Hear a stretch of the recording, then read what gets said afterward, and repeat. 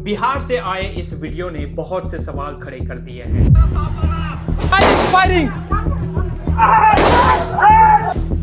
Video में एक police वाला AK-47 लेकर प्रोटेस्ट कर रहे बच्चों को शूट कर रहा है।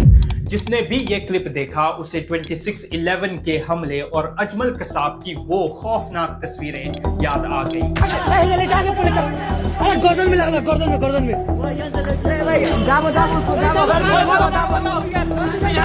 सरकार ने वादा किया था कि किसी प्रोटेस्टर को पर कोई एक्शन नहीं लिया जाएगा, लेकिन असम से लेकर बिहार तक हर जगह से प्रोटेस्टर्स को अरेस्ट किए जाने की खबर आ रही है। पुलिस के अलावा बजरंग दल के गुंडे भी सड़कों पर घूम रहे हैं और प्रोटेस्टर्स को आइडेंटिफाई करके उन पर हमला कर रहे हैं। बहुत सी लड़कियों की क्लिप्स निकालकर पर्सनल इंफॉर्मेशन लीक की जा रही है और एक बीजेपी नेता ने तो ये तक कह दिया कि प्रोटेस्ट में आई लड़कियों को रेप होना पसंद है। प्रोटेस्ट के दौरान अमित शाह की पुलिस और RAF ने भी पैलेट गन्स, टीयर गैस और लाठियों का इस्तेमाल किया। अब सवाल ये बनता है कि CJP और बाकी युवा क्या चुपचाप ये सहते रहेंगे या फिर वो सरकार के खिलाफ केस भी कर सकते हैं। CJP ने पहले भी अनाउंस किया था कि हर उस पुलिस वाले को सजा होगी जिसने बच्चों के साथ ब्रुटैलिटी की है और अब सुप्रीम कोर्ट में एक फॉर्मल PIL भी फाइल हो गई है। तो क्या CJP इस बार भी सरकार को अकाउंटेबल ठहरा पाएगी? क्या पुलिस वालों की भेष में आई वर्दी के ये गुंडे जेल जाएंगे? आइए जानने की कोशिश करते हैं आज की इस वीडियो में। कुत्ते की दुम 25 साल भी सीधी रखो तो आखिर में टेढ़ी ही निकलेगी। कुछ ऐसी ही आदत देश की सबसे संस्कारी पार्टी की भी है। एक तरफ तो महामानव जी रील्स बनकर अपने फ्रेंड्स के लिए फास्ट ट्रैक कोर्ट अनाउंस कर रहे थे और दूसरी तरफ उन्हीं की पार्टी का एक गुंडा प्रोटेस्ट में जा रहे बच्चों के साथ मारपीट कर रहा था। ये वीडियो आपने भी देखी होगी, बड़ी वायरल हो रही है। हाँ, हमने दिखाई भी है। ये बच्चों को किस तरीके से गाली देकर मार रहा है एक व्यक्ति, गाजियाबाद का ही है ये व्यक्ति। मानक जी, सत्याम पंडित नाम के इस वॉनबी नेता का इंस्टाग्राम अकाउंट अभी भी एक्टिव है और उस पर यह वीडियो भी मौजूद है।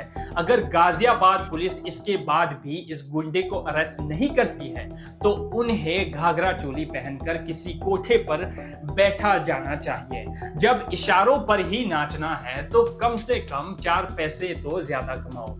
और फास्ट ट्रैक कोर्ट्स, वो भी एक जुमला ही निकला। कोर्ट में केस तो लिस्ट हुआ लेकिन पहली हियरिंग में CBI ने किसी को आर्ग्यू करने के लिए भेजा ही नहीं।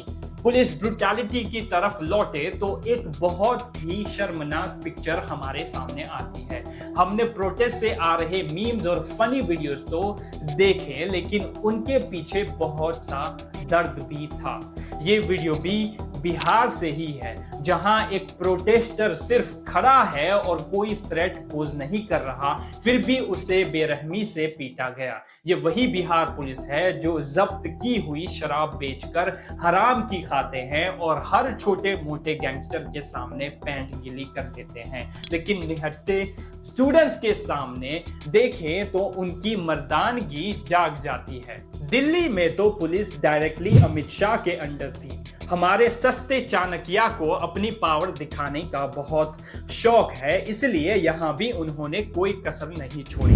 लेडीज पे हाथ नहीं उठा रही है, जेंट्स लेडीज पे हाथ जेंट्स लोग मार रहे हैं। प्रोटेस्टर्स के ऊपर लाठी चार्ज तो एक आम बात हो गई है, लेकिन जब टीयर गैस और पैलेट गन्स को भी इस्तेमाल में लाया गया तो बात बिगड़ गई। पैलेट गन्स का यूज एक ह्यूमन राइट्स वायलेशन है। हम देख चुके हैं कि इसकी वजह से कई कश्मीरी बच्चों की आंखें हमेशा के लिए डैमेज हो गई थी और अब ऐसा ही कुछ दिल्ली में भी हुआ है। लेकिन जरा दिल्ली पुलिस की बेशर्मी तो देखिए। ये खबर बाहर आने के बाद उन्होंने बयान जारी करके कहा ये सब खबरें झूठी हैं। दिल्ली पुलिस कभी पैलेट गन्स का इस्तेमाल करती ही नहीं। अच्छा, तो ये क्या है? दिल्ली पुलिस की चालाकी उनके ट्वीट की कंस्ट्रक्शन में है। ये बात टेक्निकली सही है कि दिल्ली पुलिस के पास पैलेट गन्स नहीं थी, क्योंकि बच्चों पर पुलिस ने नहीं बल्कि रैपिड एक्शन फोर्स या RAF के जवानों ने पैलेट गन्स चलाई थी। लेकिन इसका ये मतलब तो नहीं है कि दिल्ली पुलिस को इसके बारे में पता ही नहीं था। दोनों ही एजेंसीज अमित शाह के अंदर है और सेम ही जगह पर डिप्लॉयड भी थी। अगर तब भी दिल्ली पुलिस को ये सब नहीं दिखा तो उन्हें अपनी आंखों की जांच करवानी चाहिए। और आंखें भी क्यों, उन्होंने तो सैकड़ों कैमरा से पूरा प्रोटेस्ट रिकॉर्ड किया है, उसमें ये फुटेज जरूर होगी। इसे पब्लिक के सामने लाया जाना चाहिए। इंटेलिजेंस ब्यूरो के फॉर्मर स्पेशल डायरेक्टर यशोवर्धन आजाद समेत अभी तक ऐसे 4 कंफर्म्ड केसेस सामने आ चुके हैं जहां पर पैलेट गन से इंजरी हुई है। ये नंबर और ज्यादा भी हो सकता था, लेकिन बहुत से हॉस्पिटल्स और डॉक्टर्स पर यह दबाव बनाया जा रहा है कि वो अपनी रिटन रिपोर्ट में पैलेट्स को मेंशन ना करें। जब ये लोग किसी खबर को डिनाई नहीं कर पाए तो हार कर RAF ने एक सिंगल ऑफिसर को बलि का बकरा बनाकर इस एक्शन के लिए ब्लेम कर दिया। बिहार के AK-47 वाले केस में भी यही हुआ।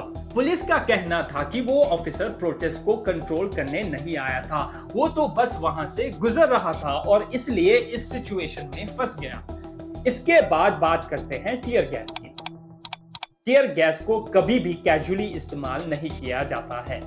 जनरल गाइडलाइंस यही है कि जब रायट जैसी सिचुएशन होने लगे और एक भीड़ को डिस्पर्स करना हो या फिर आगे बढ़ने से रोकना हो तो टीयर गैस का इस्तेमाल किया जा सकता है, लेकिन इसे एक ऑफेंसिव हथियार की तरह यूज किया गया। रूल्स के मुताबिक आप टीयर गैस को भीड़ के बीच नहीं फेंक सकते, बल्कि उसे भीड़ से दूर फेंकना होता है।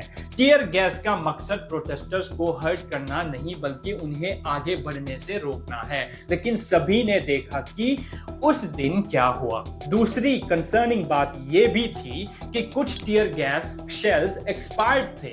ये एक मिसकंसेप्शन है कि एक्सपायर्ड टीयर गैस शेल्स कम लीथल होते हैं, जबकि सच्चाई इससे बिल्कुल उलट है। एक्सपायर्ड टीयर गैस के टॉक्सिक हो जाने का खतरा हमेशा ही बना रहता है, इसलिए सरकार ने एक्सपायर्ड टीयर गैस का यूज करके सीधे सीधे स्टूडेंट्स की जान को खतरे में डाला है। पर सरकार को स्टूडेंट्स की जान की फिक्र बिल्कुल भी नहीं थी और इसे प्रूव करने के लिए एक नहीं सैकड़ों वीडियोस मौजूद है। इस वीडियो को देखिए जहां पर एक पुलिस वाला सीधा एक लड़की के सर में डंडा मार रहा है। यह सीधा सीधा अटेम्प्ट टू मर्डर का केस है, क्योंकि लाठीचार्ज की सिचुएशन में भी वेस्ट से नीचे हिट करने की हिदायत दी जाती है। लेकिन पुलिस वालों के सर पर तो ना जाने क्या खून सवार था। इस पुलिस वाले की शक्ल भी कैमरा पर कैप्चर नहीं हो पाई, इसलिए हो सकता है इसके खिलाफ कभी कोई कार्यवाही भी ना हो। जंतर मंतर पर मौजूद फोर्सेस ने अपना चेहरा और नेम प्लेट छुपाने की भी पूरी कोशिश की। प्रोटेस्टर्स का ये एलिगेशन था कि ऐसा इसलिए किया गया ताकि वर्दी पहनकर कुछ गुंडों को भी अंदर भेजा जा सके। बहुत सी वीडियोस में ऐसे लोग नजर आए हैं जो कहीं से भी पुलिस वाले नहीं लगते, लेकिन प्रोटेस्टर्स मजबूर थे। अगर वो उन्हें कुछ कहते तो प्रोटेस्टर्स पर ही वायलेंट होने का इल्जाम लगाया जाता। सुप्रीम कोर्ट में जब पहली बार पुलिस ब्रुटैलिटी पर रिट पिटीशन फाइल की गई तो उसे ये कहकर डिसमिस कर दिया गया कि उनके पास वीडियोस देखने का टाइम नहीं है। फिर जज साहब को किसी ने बताया होगा कि लेटन का अगला एपिसोड आने में अभी टाइम है, इसलिए पब्लिक आउटरीच के बाद CGI ने अपना बयान बदल लिया और कहा कि everyone is welcome in the court. ये सब कुछ होने के बाद जब JP नड्डा और CJP के मेंबर्स ने जॉइंट प्रेस कॉन्फ्रेंस की तो लगता था कि शायद अब सरकार को अकल आ गई है, अब वो ये एक्शंस बंद कर देंगे, लेकिन ऐसा भी नहीं हुआ। पता चला कि असम में लगभग 21 लोगों को प्रोटेस्ट के चलते गिरफ्तार किया गया, जिसमें 20 लोग मुस्लिम थे। बंगाल में भी बहुत से लोग अरेस्ट हुए और अब वहां पर लोकल गुंडे प्रोटेस्टर्स के घर जाकर उन्हें धमका भी रहे हैं। वहाँ पे वो क्लियर किए, लेकिन आंदोलन होने के बाद अभी पता चला है करीबन 1500 तो 1800 बच्चों के ऊपर वहाँ पे एफआईआर किए गए हैं। सिर्फ मुंबई की मैं बात कर रहा हूँ, उसमें न एज देखा, कोई 15 साल का है, कोई 16 साल का है, कोई 17 साल का है, उनके ऊपर एफआईआर हुए।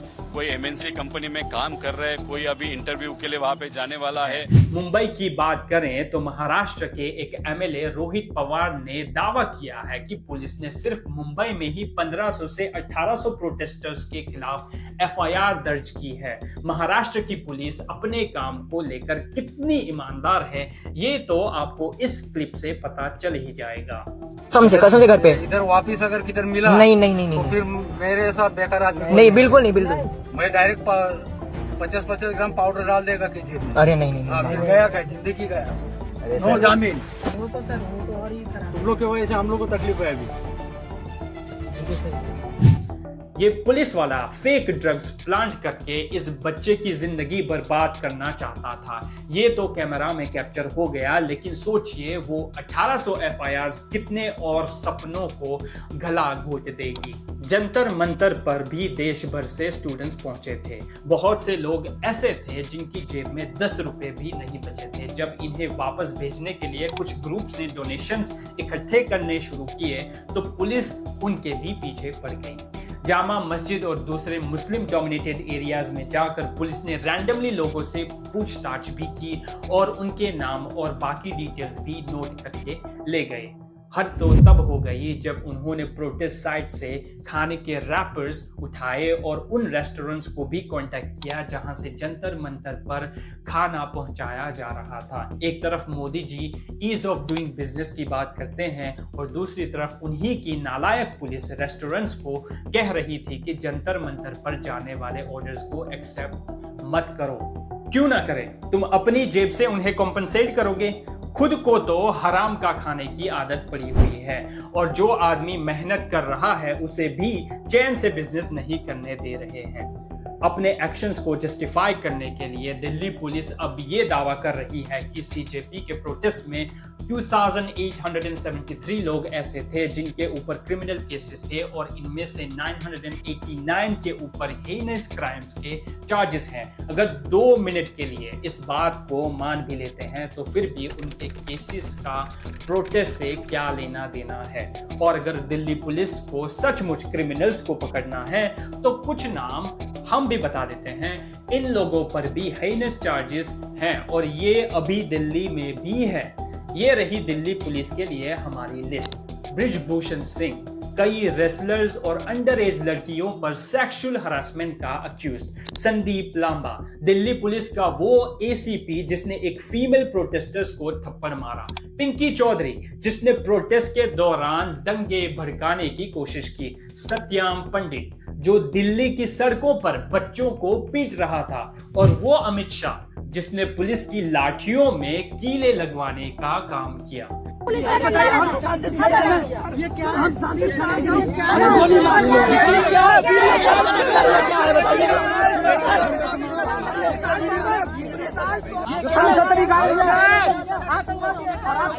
इस ग्रिम सिनारियो में कुछ पॉजिटिव डेवलपमेंट्स भी देखी गई है, जैसे कि सोनम वांगचुक के साथ पैरेलली अनशन पर बैठने वाली AISA लीडर नेहा बोहरा जब पटना पहुंची तो बहुत से स्टूडेंट्स को रिहा कर दिया गया।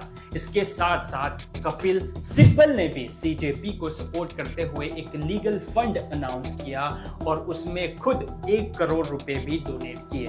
ये लीगल फंड इसलिए बनाया जा रहा है ताकि पूरे भारत में अगर किसी भी प्रोटेस्टर के खिलाफ पुलिस कार्यवाही करे तो उसे नेसेसरी लीगल एड दी जा सके। साथ ही साथ सीजेपी ने साशी नाम से एक वेब पोर्टल भी लॉन्च किया है जहां पर लोग पुलिस ब्रूटैलिटी के एविडेंसेस को अपलोड कर सकते हैं। ऐसा ही एक सिमिलर वेबसाइट अहमदाबाद के एक इंजीनियर श्रेय गुप्ता ने भी बनाई थी जिसका नाम उन्होंने दी अनबैच रखा। इस वेबसाइट के वायरल होने के अगले ही दिन गुजरात पुलिस उनके घर पहुंच गई थी और उनसे लंबी बातचीत भी की। स्मार्टफोन्स के इस जमाने में एविडेंसेस की तो कोई कमी नहीं है, लेकिन अभी भी सबसे बड़ा सवाल ये है कि क्या सरकार इन पर कोई एक्शन लेगी। सरकार की नीयत इस बार साफ नहीं लग रही है उन्होंने सीजेपी से वादा किया था कि प्रोटेस्टर्स पर कोई पुलिस एक्शन ना होने वाली बात वो लोग उन्हें रिटर्न में लिख कर देंगे, जिसकी डेडलाइन 28 जुलाई रखी गई थी। तो आखिर सरकार का प्लान क्या है? अगर एक वक्त के लिए लीगल पर्सपेक्टिव से हटकर हम इसका पॉलिटिकल एंगल देखें तो बात ज्यादा अच्छे से समझ आने लगती है। सरकार का ये एक्शन उनके 2 गोल्स फुलफिल करता है। पहला तो ये कि लोगों को डराया धमकाया जाए ताकि वो आगे से कोई प्रोटेस्ट में ना आए, और दूसरा गोल है सीजेपी पर प्रेशर बनाना। सीजेपी आंदोलन के दौरान से ही कह रही थी कि वो पुलिस वालों पर एक्शन की डिमांड करेंगे। सरकार अब उन्हीं के लोगों को अरेस्ट करके सीजेपी से एक डील साइन करवाना चाहती है जिसमें सरकार प्रोटेस्टर्स को परेशान नहीं करेगी और सीजेपी वाले पुलिस के खिलाफ केसेस को परस्यू करना छोड़ देंगे। अगर इससे भी कुछ नहीं हुआ तो दिल्ली पुलिस को बस 1 महीने का वक्त और दीजिए, वो अभिजीत दिप्के को दाऊद इब्राहिम का भांजा बता देंगे। सरकार समझ चुकी है कि 40 करोड़ का जेन ज़ी अगर यूनाइटेड रहा तो 2029 के इलेक्शन में उसका जीतना मुश्किल हो जाएगा। इसलिए ये और भी जरूरी हो गया है कि प्रोटेस्टर्स सरकार के खिलाफ जरूर एक्शन ले। सभी सबूतों को कोर्ट में पेश किया जाना चाहिए। हर एक दोषी पुलिस वाले को सजा होनी चाहिए। सिर्फ तभी ये लोग समझ पाएंगे कि जिस संविधान की ये लोग शपथ लेते हैं वो आखिर कितना पावरफुल है।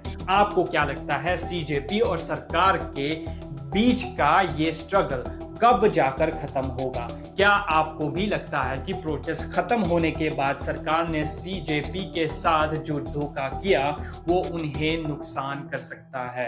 अपनी राय हमें कमेंट में जरूर लिखें। भाई मोदी जी और गोकू की फाइट में कौन जीतेगा डिपेंड करता है भाई। अगर मोदी जी बेस फॉर्म में है तो गोकू सुपर सेन 1 से लेकर सुपर सेन गॉड तक नहीं हरा पाएगा, पर अगर वो अल्ट्रा इंस्टिंक्ट पे जाता तो फिर मोदी जी को लवड़े भोजिम फॉर्म लेना पड़ेगा और उसके बाद भी शॉर्ट रेंज में गोकू ही जीतेगा क्योंकि उसका मार्शल आर्ट बहुत स्ट्रॉन्ग है। पर मोदी जी फेंकने में बहुत एक्सपर्ट है, इसलिए लॉन्ग रेंज में मोदी जी जीत जाएंगे। भाई अभी आप फाइट की सीरियसनेस को नहीं समझ रहे हो। अगर गोकू हारने लगा तो वेजिटा को बुलाएगा और वो दोनों मिलके मोदी जी पे भारी पड़ने लगेंगे। तो मोदी जी को भी अपने साथ वाले को बुलाना पड़ेगा, तो वो अमित शाह जी को बुलाएंगे। आपने ये तो पॉइंट कवर ही नहीं किया। तो भाई लोग सीरियसनेस तुम नहीं समझ रहे हो। मोदी जी अगर किसको बुला रहे थे, अमित शाह को बुलाएंगे तो गोकू वेजिटा के बाद फ्यूजन कर सकता है, गोजिटा बन सकता है और ब्रॉली को बुला सकता है। फिर मोदी जी योगी जी को बुला लेंगे, फिर होगी वॉर।